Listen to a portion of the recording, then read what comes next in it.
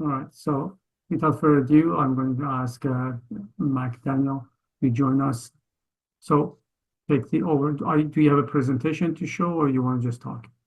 Yeah, I'm just going to be engaging with the attendees and going through some information to help them walk through a few areas. Okay. I will share the screen with you. So if you have a presentation to bring up, you can easily do that. Okay. Okay, fantastic. Yeah, I think it would be great if we could just get some participation and some engagement from some of the people who are on the call. So if anyone is there and can add their camera on would be great. So we get the most value out of this conversation. So what we're going to be going over today is lease to own.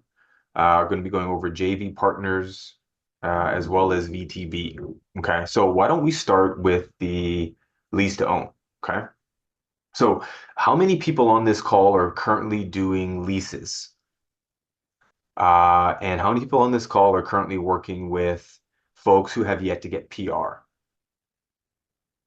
Say they're on work permit, for example. Anybody? Yeah. Ashton? Yeah. Okay. Fatima, you're working with tenants and leases? Yes, I talked to Ashton. Yes, I do. Yes. Yeah. Okay. Okay. And And even I did the commercial too. I am familiar with the commercial too for the the commercial as well. lease. Yes. Okay, perfect.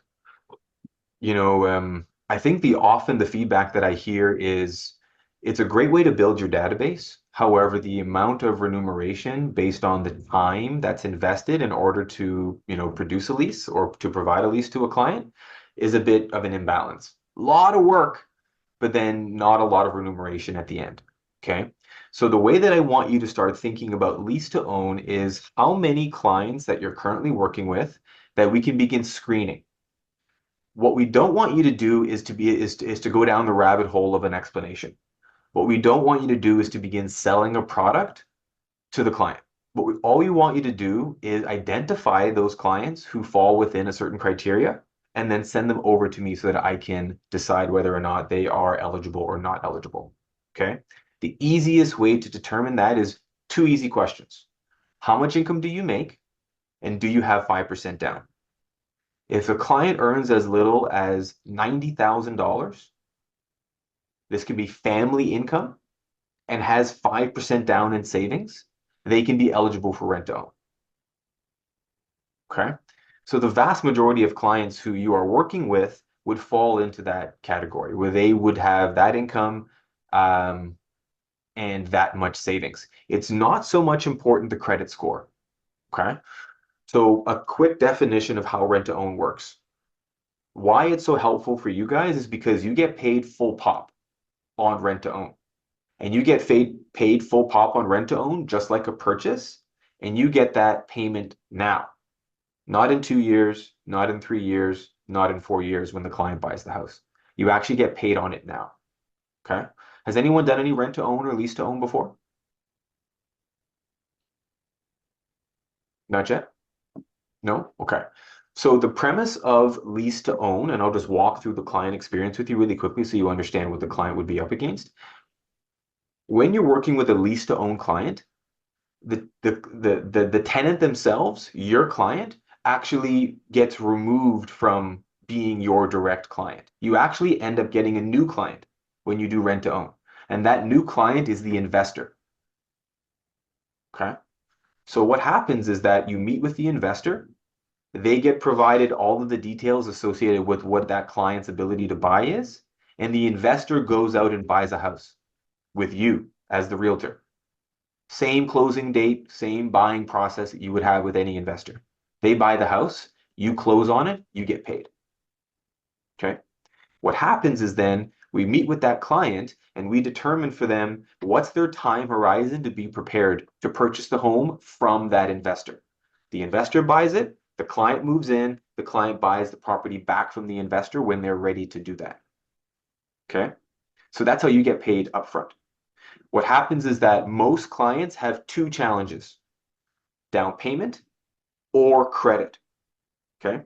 So because they're actually becoming a tenant in this new property, that new property that is purchased by the investor is actually chosen by the client. So they're buying their home, they're moving in and renting in the home that they're going to ultimately own down the road. Okay. So you still go on the showings with the client. You still take them around and the same buying experience then would exist. Hey, Iman, thanks for joining. Hello. And then ultimately, the investor buys the house. Okay? Client moves in. The client usually has a 24 or a 36-month process where they're preparing to buy the house back from the investor. Okay? They move in, they maintain the cost on the property. In 12 to 24 to 36 months, when they're ready, they buy the house back from the investor. Okay, so if you have someone who's on work permit, this is perfect. They don't need to get a mortgage. They're not qualifying for a mortgage today. They're qualifying for a mortgage when they get their PR. All we have to do today is confirm they are eligible to buy based on income, down payment, and we present a future value, a future understanding as to when they're going to buy the house back.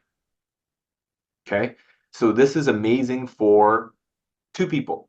This is amazing for those investors that you know who have homes that perhaps aren't selling. Can be a great way to educate your investor to perhaps put their property in a rent-to-own pool and have one of your clients rent it, live there, and then buy it.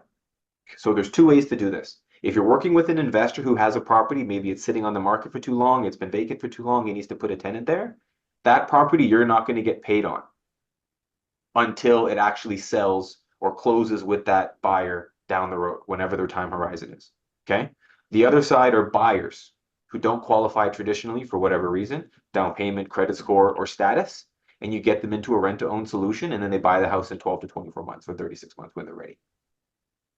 Okay? So when you're thinking who can take advantage of this program, those are the people that you want to begin to isolate.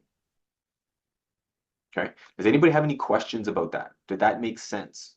I have two questions. Go for it. First of all, is there any price range, like 1 million, below 1 million, 1.5 million? That's a good question. The sweet spot for rent to own are lower end properties. I would say 400 to 600,000 is typical for rent to own. Once you get into the higher purchase prices, the numbers begin to fall apart and don't make nearly as much sense. And the reason being is because that investor is passing on all of the cost to the tenant. So 100% of the mortgage payment, 100% of the property tax payment gets paid by that tenant. So if you go up to 900,000, $1 million, what we've noticed at that price point is that the market rent is lower than what the actual cost to carry the property is. It's going to be hard to convince a tenant to pay $5,000 to live in a home that they could pay $3,000 to live in if they just rented. Okay, so the difference is that your investors don't have to pay anything out of pocket when it's in rent to own. All of the costs associated with carrying the property get passed down to the tenant. 100% of the cost. So often that sweet spot is where rents are lower and when the carrying costs are lower. So 400 to 600,000. So sub-markets typically, London, Kitchener-Guelph, Waterloo, outside of the direct GTA is where you'll find the most success with rent to own. Okay. You do have investors, so we bring them to you and you match it with the right investor. That's exactly it. We have companies that will take the supply from the investors and market their property to clients they have in the pipeline. Or when we bring a buyer, they go out and they shop for a house and they just buy whatever's on the market today. No need to disclose to the seller of that home that this is rent to own. It has nothing to do with it. The investor buys the house and closes on it, and then they put a tenant there. That tenant is your tenant. Okay. If Right. the house is a townhouse with maintenance fee, who pays the maintenance fee? The tenant. So basically, tenant pays everything. The tenant pays 100% of the carrying costs on that property. So that's why getting Okay. into higher purchase prices begins to dissolve the benefit. And if he fails to pay for the tax and investor doesn't know that he's defaulting in the tax, who's going to pay for that? Okay, so the way that it works is that every month the client pays a certain payment to the rent-to-own company. The rent-to-own company distributes those funds, but the landlord and the owner still makes the payments and carries and maintains the taxes on their own. So it would be more the other way around. It would be the investor not paying the taxes, and then ultimately now the property is being seized, but there's a tenant there. The tenant doesn't pay the city directly. They still are treated like a tenant. They only pay for what a tenant would pay, which is a rent payment every month. And then the owner and the landlord maintains the taxes, the condo fees, the mortgage payment, until which time the property is purchased from them. Okay, Okay. Sorry, I have a question. please. So investor buy the house from the seller Yes, and the seller goes away. So seller goes away. no more seller. So No. now it's between the new person with the investor and the Yes, it's between your tenant, your client, and the client. investor who's bought the house. Essentially, you're creating a new tenancy for that investor. Okay, it's gonna be the agreement, legal agreement between investor and the tenant. Correct. Correct. Okay. And 100%. who's gonna pay the lawyer amount between investor and the seller? For example, there is a agreement because the investor buys the house from the seller. Is that right? The investor would buy the house on the market. Any cost associated with the closing, Yes, the investor pays. investor pays. Okay. And there are down payment funds and funds required from the tenant from day one to begin to offset cost. But the initial setup, the legal fees, the land transfer tax, the investor pays. Investor pays. Do they Yeah. get any commission from the seller? No. The No, commission no, goes to the realtor. to us. Okay, to the Yeah. realtor. That tenant or that new investor just gets the benefit of purchasing the home Purchasing the, okay, I and got then it. getting the cash flow associated with the tenancy. Tenancy. Okay, thanks. Yep. I have a Money, question. please. The title is gonna be under this investor's name, right? Correct.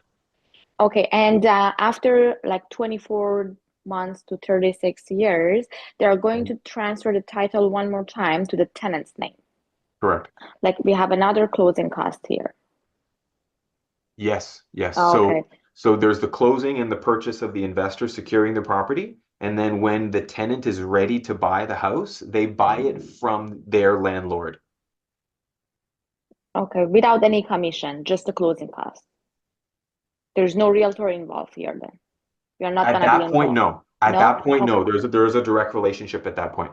Got it. Okay, thanks. Yeah, the realtor's only involved in the initial acquisition of the property. Any way that we can involve in between? Well, at that point, there's already an agreement of purchase and sale already Mhm. prepared from day one with a future date. So when they Okay. first get into the property, we say, okay, how long, Mr. Tenant, do you need to get ready? You need 3 years? Okay, good. April 1st, 2028, you're going to buy this house. Everyone signs, and then we work towards that date. Got it. And if they are That's already prepared. and if the tenants are work permits or a student or something, that we are helping them to purchase a property at today's market value. So what if like the government or like CRA found this? Why would the government or the CRA be involved if the person is renting? But we have a backdated APS at the time, right? We are like, let's say today we are going to prepare another APS for the tenant and between the tenant and the investor, right? And in 3 years after they get like their PR or like the residency, they're going to go. They're going to close this property under their name, right? Correct. And we shouldn't help them to purchase anything during this time, right? Like even if they buy something under my name and we have like the other agreement is like what's the name of the other agreement? Trustee agreement or something, right? What's the name of that agreement that we can like if a buyer purchase a property under my name, since they don't have residency here, they need to pay the foreign tax. The non-resident sales The tax? non-resident sales tax, right? Yes. Then we are going to the lawyer and we write an agreement. I forgot the name of that agreement actually.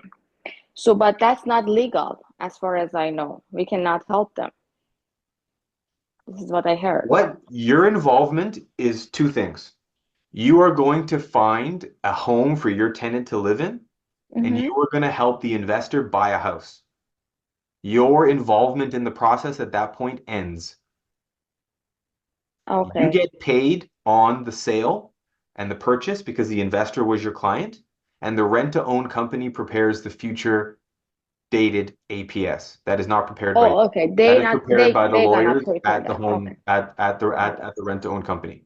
The only time the client would have to pay the non-resident sales tax is if at closing in 3 years they don't have their status yet. That has nothing to do with CRA, lawyers, or anybody at that point. They're renting. Mhm. Okay. Okay. Okay. Adriana, I think you had a question, right? How much higher is the interest rate for the tenant? No, so at this point, the tenant is renting. There's no interest rate. They don't have a mortgage. What they're doing is they're carrying the property until they buy it. So the landlord would say the monthly payment for the mortgage is 2,000, the condo fees are 500, the property tax is 250. I need 2,750 a month to carry this property from you. And they rent and pay the cost until they buy the home in the future. There's nothing to do with interest rates. They're renting. Okay. Aman, did you still have a question? No? Yes, hi, I do. Thank you. Yep. What's the benefit to the investor? The benefit for the investor is that firstly, they are going to be selling the home back to the tenant at an appreciated value.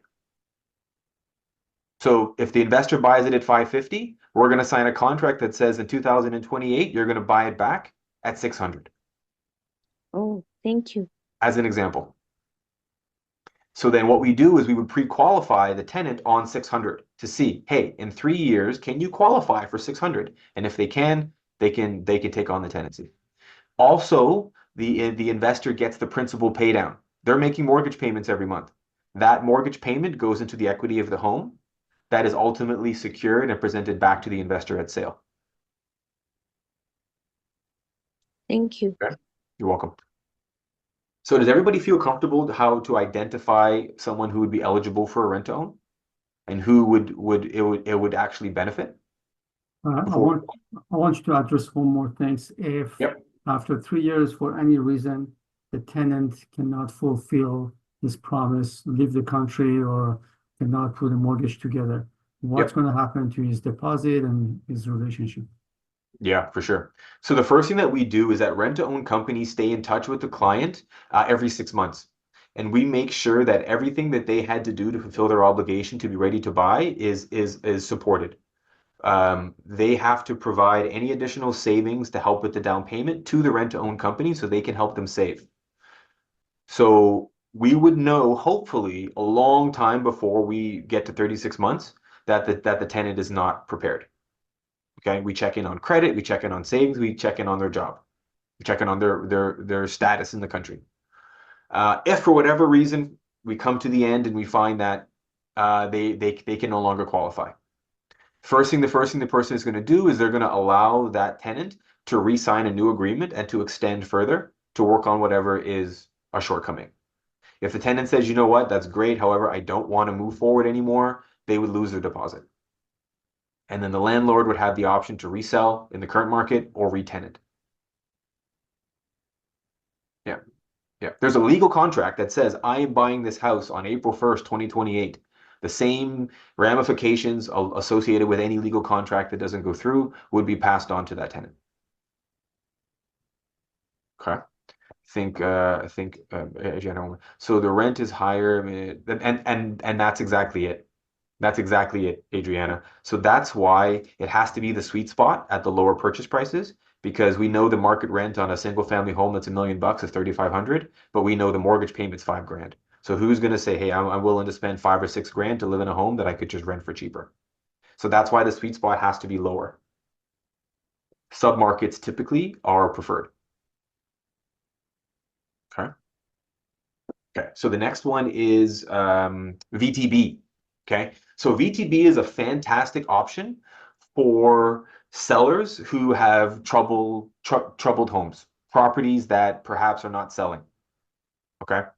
The reason why VTB is very niche in its understanding and who it helps and how it supports, because the only lender that will go in first position behind or in front of a VTB is a private lender.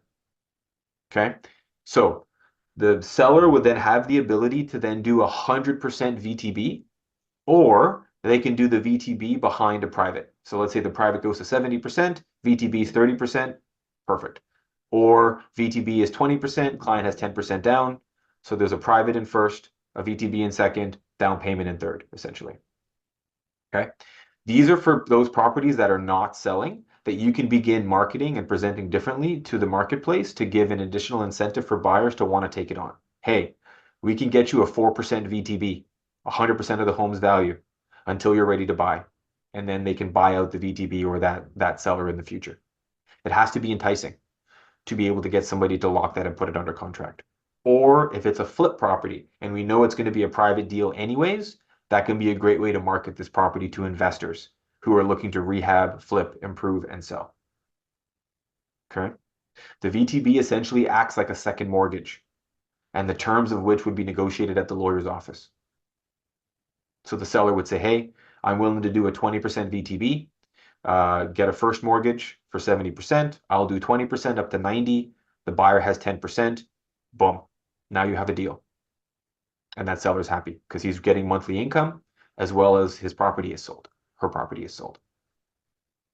VTB can be used as a first mortgage too, isn't it? It can absolutely. It can Yes. be, but if it's a first mortgage, it has to be On the either, title, what's that? the name of the seller, it's gonna be on the title joint with the buyer, because I did this one with the commercial. We got the money from the seller and he's on the title with buyer. Is that You can, sure, but the property has actually been sold.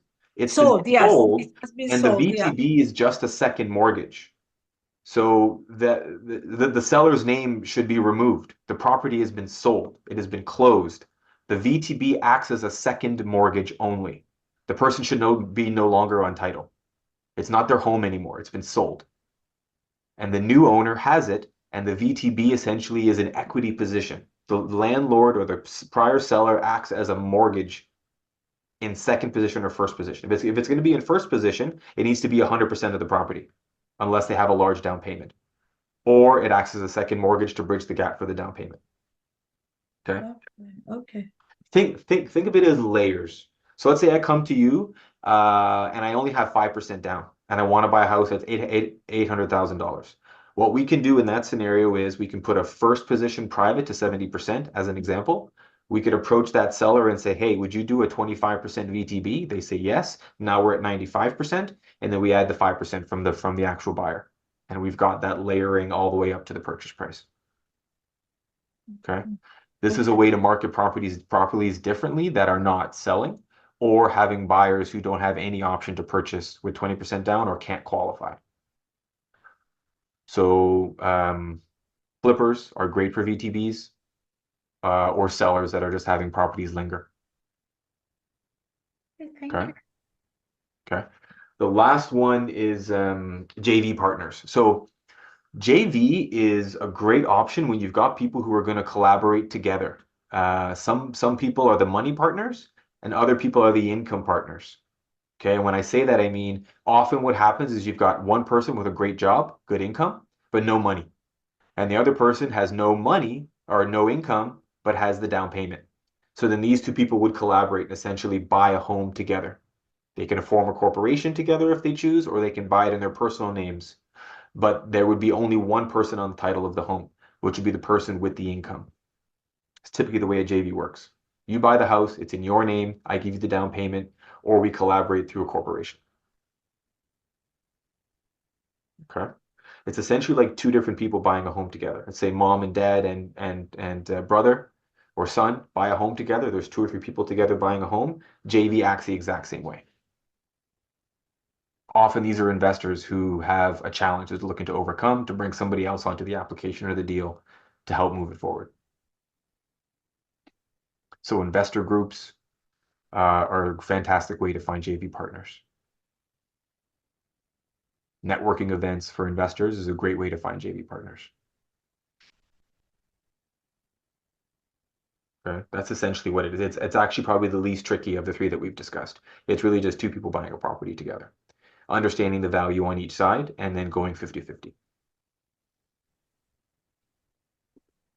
Kind of, did you have a question there? No, sorry, just got just joined in, but I'm just Okay. listening. Thank you. Okay, cool. Does anybody have any questions about any of the solutions that we talked about today? Do you think that there's opportunities in your database where we can begin to fish these out?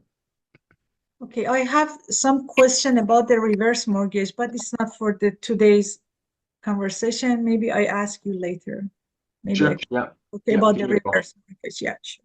Put my phone number in the chat. If anybody has any questions after this, feel free to reach out to me. Even with reverse mortgage, that gives opportunity for someone to pull out the money and give it to son or daughter or invest in real estate. I've heard a lot of people go with reverse mortgage, use the money to invest in real estate. Is that correct, Mike Daniel? Absolutely.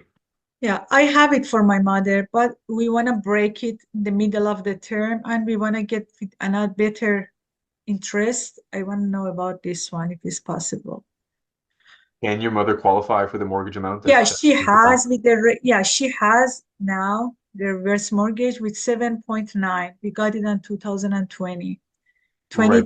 2021. Yeah. But the question is, does your mother qualify for the balance of the mortgage that's left on that property? Does she have income to qualify? No, she doesn't have income. So then she's not going to be able to get a better solution somewhere else. Better solution, yeah. No, because she doesn't have any income. There was a reason why she took a reverse mortgage in the first place. Reverse mortgage. Rates have not come down for reverse mortgages. Rates have not come down for private lenders. If she doesn't have large assets or income, she's not going to be able to qualify for that loan without a cosigner. Okay, I got. Do you want to cosign with her? No, she's by herself. She's by herself.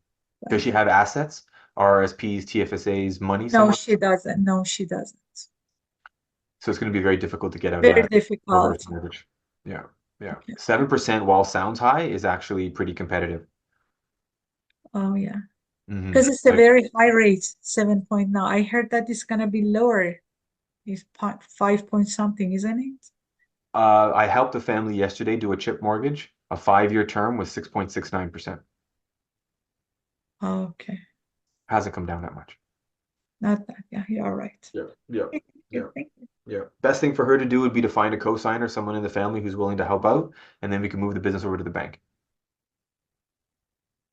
Do you know how large the reverse mortgage is? I What's the think balance? it's about 500,000 Okay. Need about $100,000 of confirmable income to move that over to the bank. to move that. Okay. About $100,000. So net income on your taxes, 100,000, or salaried income, 100,000 Mhm. to go to the bank. We can use your gross income if we go to an like an alternative solution. Like we can use your T4A to move it over to like a B lender or an alternative lender. But if you're talking about getting her best rates, 4 or 5%, you need net income, 2 years net income in your business. Oh. Okay. Thank you. You're welcome. That's another strategy. Mike Daniel, is there any other strategy that I forgot to bring up beside JV, VTB, and lease to own that you know and you use all the time? Yeah, so the next one that I could discuss with you before I run is how to help you sell homes that maybe need a bit of renovation. So if you're a listing agent and you've got a property, you have a listing, it needs some love, it needs some TLC. It's a fantastic property, really good bones, but first-time home buyers, end user buyers are overlooking it because they don't want to put the elbow grease in. Okay. There's a solution that we can begin to market for that property that's called purchase plus improvements, where as much as $100,000 of renovations can be built into the mortgage after closing. So you can appeal to a new buyer now because we actually have a way forward, and you can educate them as to a few things. Firstly, you can educate the buyers that come through the open houses or the ones you want to market to exactly what it would cost to renovate the home. So get a contractor to walk through and give you a quote. Leave it on the kitchen table for all the things that people are going to want to renovate when they get into that home. So we know what it's going to cost. Be proactive there. Secondly, do a CMA, a future valued CMA for a renovated property in this neighborhood and see what the appreciation or the new equity position would be after the renovations are done. Now you can begin to market this differently to those potential buyers. Say, yes, I know it needs a new kitchen. I know the floors are from 1962, but with $80,000, you could be living in a brand new home. This is now the appreciation it would have once the $80,000 is put in. And even better, you can build it into the mortgage after closing. Okay. Now you're getting somebody to actually enter into a realistic conversation about how to get this property sold rather than just discount until an investor buys it. You can actually get end users emotionally involved in this purchase. So that goes on both sides. You have a listing that's sitting that needs TLC, or you have a buyer who their price point doesn't allow them to buy a home that's move-in ready. And you have to be looking at homes that need a bit of work. This can be a great education piece for them on how to get into that home, do the renovations themselves. Bob's your uncle. Helps on both sides. Great. That's wonderful. So here's the marketing aspect of what we can do. We're sitting here as a real estate agents. We have connections to a ton of buyers or sellers. We don't need, when we make a call, they say, well, I wait until see what's happening with the market. Well, the mortgage interest rate is so high. So start thinking what other angles can you have to get into this kind of market and business. So you can, of course, ask ChatGPT to help you with this packages that is available for you. But basically what you have to do is to go back to your client or send them a mass email. Said if you have a work permit, or if you don't have a 10% or 20% down payment, or if you're worried about buying a property that needs a fixer upper, these are the solution. So give us a call and we can help you with a possible solution. You can always put JV or this kind of words in there, but that's the best way to entice your clients to get engaged with the conversation with you, because they think for them is straightforward. They don't have money, they cannot buy a house. We know that. So why don't we bring it up in the term of marketing and create something and mass email it to them? These are the possibilities. They don't know, we know. How we can create a bridge between us and them, that's with the marketing that we can do. 100%. Ashton, you couldn't have hit it better, honestly, in saying that, because we need to pivot the conversation away from fear and away from speculation into solutions. What people are doing now is they're allowing things that they cannot control to impact their decision making. The economy is always going to be up and down. There's always going to be some turbulence. There is no ideal time ever in life, unless you're a child or you're dead. So how do we pivot the conversation into solutions and things that they can actually control? Things like their own income, their own credit, their own down payment, their own needs and goals for that home or solution. Those are things they have an impact over. Making decisions based on things that they have no ability to control gets you caught in a tailspin, and you'll never move, you'll never make a decision, because you can't control the things that you're trying to use as a pivot to the understanding of what's next. Absolutely. That's the wrong way to go. Absolutely. I appreciate that. Any question for Mike Daniel? No, everything's clear. Love it. You can contact him. His phone number is on the chat. And Yep. If you have any question, ask him, or you can always give me a call. And looking forward to see you then next week. And I appreciate your time, and thank you very much for joining My us. pleasure. And Thank you so all much. the best. Thank you. Bye-bye. Okay, bye-bye.